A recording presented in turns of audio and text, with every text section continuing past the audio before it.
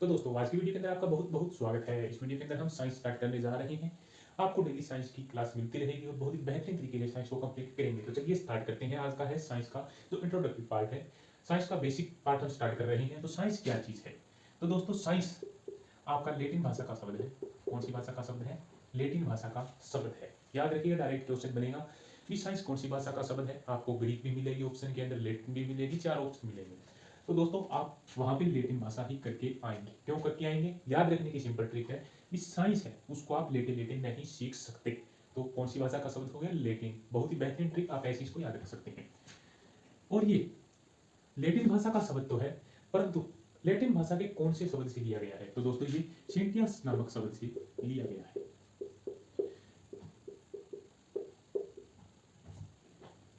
इससे ये लिया गया है। अब बात आ गई है कि साइंस पढ़ते हैं हम, तो हमने शुरू से ही देखा है कि साइंस को हमने 3 पार्ट के अंदर पढ़ना है।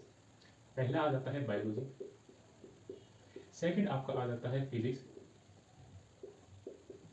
थर्ड आपका आ जाता है कौन सा? केमिस्ट्री। इसको कहते हैं जीव विज्ञान। क्या कहते हैं? जीव विज्ञान। इसको कहते हैं भौतिक विज्ञान। और थर्ड वाले को कहते हैं रसायन विज्ञान। यही बात है। जो दोस्तों सिंटिया शब्द है, इसको हम जब देखते हैं तो देखिए ये एक्सप्लेन करता है। क्या चीज एक्सप्लेन करता है, या इसके अंदर हम किस चीज को पढ़ते हैं? तो सिंटिया शब्द है दोस्तों लिविंग थिंग्स यानी जीवित चीजों और नॉन लिविंग थिंग यानी अजीवित चीजों के जो बीच का अंतर है दोस्तों, उसके बारे में सिंटिया शब्द बताता है। और जब हम देखते हैं बायो, तो बायो के अंदर हम जीवित चीजों के बारे में पढ़ते हैं, और फिजिक्स और केमिस्ट्री के अंदर हम नॉन लिविंग थिंग्स यानी अजीवित चीजों के बारे में पढ़ते हैं। तो ये आप याद रखिएगा।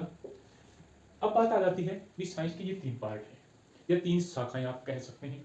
हम स्टार्ट करते हैं सबसे पहले बायोलॉजी से, बिल्कुल बेसिक से और पूरा एडवांस लेवल। तो दोस्तों देखिए, बायोलॉजी है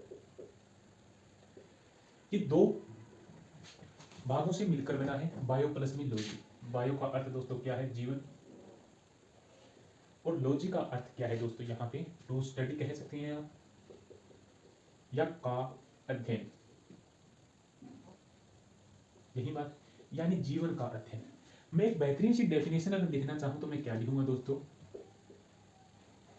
जीवन का क्या है? जीवन का वैज्ञानिक अध्ययन। वैज्ञानिक अध्ययन क्या कहलाता है? जीव विज्ञान या बायोलॉजी कहलाता है।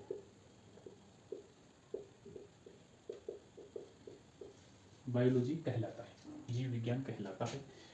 अब बात आ जाती है दोस्तों कि बायोलॉजी, ये बायोलॉजी है दोस्तों, ये 2 शाखाओं के अंदर बंटी हुई है। आगे चलकर पहली आ जाती है जूलॉजी और सेकंड आपकी आ जाती है बॉटनी यानी वनस्पति विज्ञान, और आपकी जंतु विज्ञान।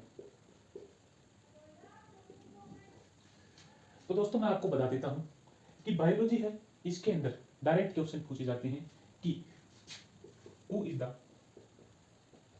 Father of biology.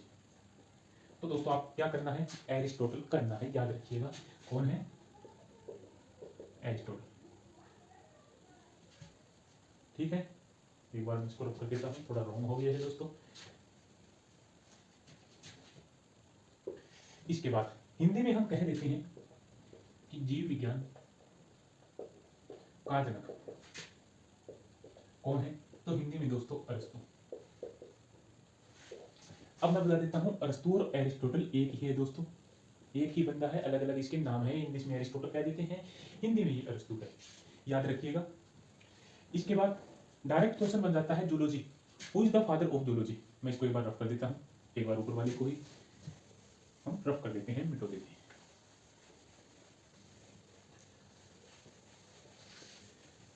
क्या कहा है इसके अंदर कि who is the father of zoology. तो फादर ऑफ जूलॉजी कौन है दोस्तों, या जंतु विज्ञान के जनक कौन है? तो यही सेम बंदा एरिस्टोटल या अरस्तु है दोस्तों, याद रखिएगा, मोस्ट इंपॉर्टेंट है। और वहीं फादर ऑफ बॉटनी कौन है दोस्तों, या वनस्पति विज्ञान का जनक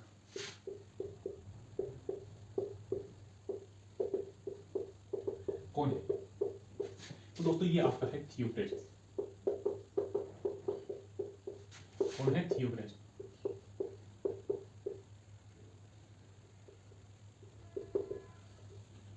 इसके बाद देखिए जो आपका अरस्तु है, इसने एक बुक लिखी और उस बुक का क्या नाम है? मोस्ट इंपोर्टेंट डायरेक्ट क्वेश्चन बनते हैं। बुक इसने लिखी है दोस्तों हिस्टोरिया एनिमिलिया। ये इसने बुक लिखी और इसने इसके अंदर लगभग 500 प्लस जंतुओं का वर्णन किया दोस्तों, जंतु प्रजातियों का इसने वर्णन किया। और इसी का शिष्य है दोस्तों, वो कौन है? कहाँ गया हमारे वाला वो बंदा वनस्पति विज्ञान वाला? तो ये रहा थियोप्रेस्ट। तो दोस्तों अरस्तु का ही शिष्य है कौन? थियोप्रेस्ट। थियोप्रेस्ट शिष्य है किसका है? एरिस्टोटल या अरस्तु का है, याद रखिएगा, मोस्ट इंपोर्टेंट है। अब बात आ जाती है क्या रह जाता है यहाँ पे? तो भाई जैसे गुरु ने बुक लिखी तो शिष्य कहाँ पे पीछे रहेगा? इसने भी एक बुक लिखी और इसने जो बुक लिखी इसके अंदर 970 प्लस क्या कुछ बुकों के अंदर आपको 1000 मिल जाएगा। 1000 वनस्पति प्रजातियों या आप कह सकते हैं कि पादपों के बारे में इसने वर्णन किया दोस्तों। अब इसके बाद हम स्टार्ट करते हैं हमारा बेहतरीन टॉपिक सेल। सेल से स्टार्ट करेंगे और इसको धीरे धीरे वीडियोस के माध्यम से हम कंप्लीट भी करेंगे दोस्तों, बहुत ही बेसिक तरीके से। और इंपॉर्टेंट जहाँ से क्वेश्चन सकते हैं डायरेक्ट वो हम करेंगे और इससे डीप कुछ नहीं होगा, आपका एक एक पॉइंट इसके अंदर आपका आ जाएगा। तो सबसे पहले करते हैं हम सेल के बारे में स्टार्टिंग। सेल क्या है? सेल को हिंदी में कोशिका कहते हैं, कोशिका। सेल क्या है दोस्तों? सेल दोस्तों जीवन की संरचनात्मक और क्रियात्मक इकाई है। क्या है? संरचनात्मक एंड क्रियात्मक इकाई है।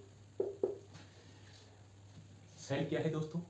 जो लाइफ है उसकी स्ट्रक्चरल एंड फंक्शनल यूनिट है, आप इंग्लिश में कहेंगे तो। अब आ जाती है बात कि सेल, स्टडी ऑफ सेल क्या कहलाता है? स्टडी ऑफ सेल या सॉरी स्टडी ऑफ सेल ही करेंगे हम। स्टडी ऑफ सेल क्या कहलाता है? साइटोलॉजी। स्टडी ऑफ सेल को क्या कहते हैं? साइटोलॉजी कहते हैं, मोस्ट इंपोर्टेंट है, याद रखिएगा। इसके बाद सेल है, हम देखते हैं भी सेल, चलो ये सेल है, कोशिका है, परंतु इससे हमें लेना देना क्या है? क्या हमारा इससे क्या मतलब भी हम इसको समझें या पढ़ें? पहला तो आपके एग्जाम में क्वेश्चन बनता है। दूसरा मैं बता दूं भी, आप एज्यूम करो या सोचो भी हमारे जो लाइफ है उसकी शुरुआत कैसे हुई होगी। तो देखिए दोस्तों, पृथ्वी पर लाइफ की शुरुआत या जीवन की शुरुआत हुई तो सबसे पहले कोई सेल आई, सेल यानी कोशिका, और बहुत सारी कोशिका इकट्ठी हुई यानी ग्रुप ऑफ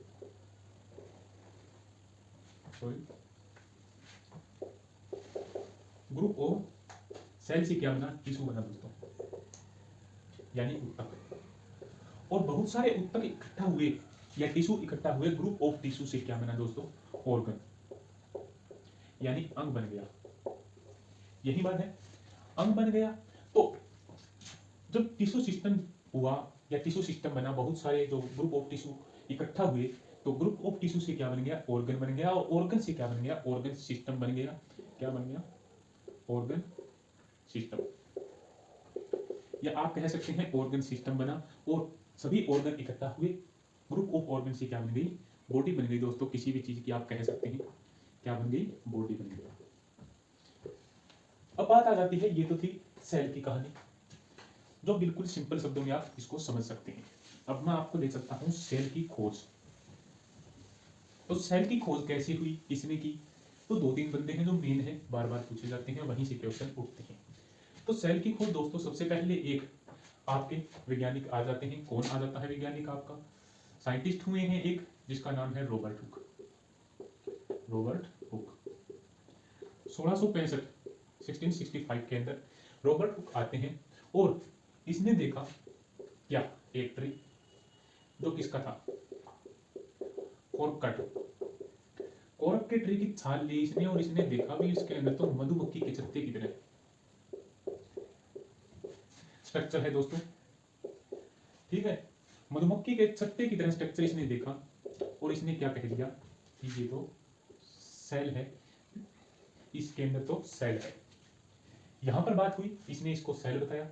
तो सबसे पहले क्वेश्चन आ जाता है कि सेल की खोज किसने की, तो सबसे पहले खोज किसने की, रॉबर्ट हुक ने की। और इसने ये खोजी तो इसने ये मृत कोशिका खोजी, मृत कोशिका। सबसे पहले कोशिका की खोज किसने की, तो रॉबर्ट हुक ने। और मृत कोशिका की सबसे पहले खोज किसने की, तो रॉबर्ट हुक ने की। अब एक और बंदा आता है जो जीवित कोशिका को खोज लेता है। जीवित कोशिका को खोजने वाला बंदा कौन आ जाता है दोस्तों, वो आ जाता है आपका एंटोन वॉन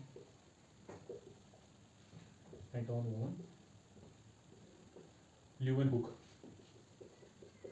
ये आता है और इसने क्या देखा, ये एक बार जंगल में गया और उसने वहां पे जा, जो एंटोन वॉन जंगल में गया और उसने वहां पे जाकर पानी के अंदर या झील के अंदर देखा, वहां से पानी उठाया और इसने देखा कि इसके अंदर कोई जीव तैर रहा है। और ये इसने कैसे देखा, माइक्रोस्कोप से इसने इसको देख लिया दोस्तों। और माइक्रोस्कोप से जब इसने देखा तो इसके अंदर इसको छोटे छोटे जो जीव है वो तैरते हुए दिखाई दिए, जिसको इसने क्या कहा दोस्तों, एनीमेकुला कहा। क्या कहा, एनीमेकुला कहा। एनीमेकुला क्यों कहा इसने, क्योंकि इसने जो जीव देखे वो सांस ले सकते थे, इनके अंदर हलचल थी, यानी वो जीवित थे, सांस लेते थे, भोजन करते थे, तो इसने इसको एनीमेकुला कह दिया दोस्तों। इसके बाद नेक्स्ट आगे का पार्ट है दोस्तों सेल से रिलेटेड, वो हम स्टार्ट करेंगे नेक्स्ट वीडियो के अंदर। वीडियो को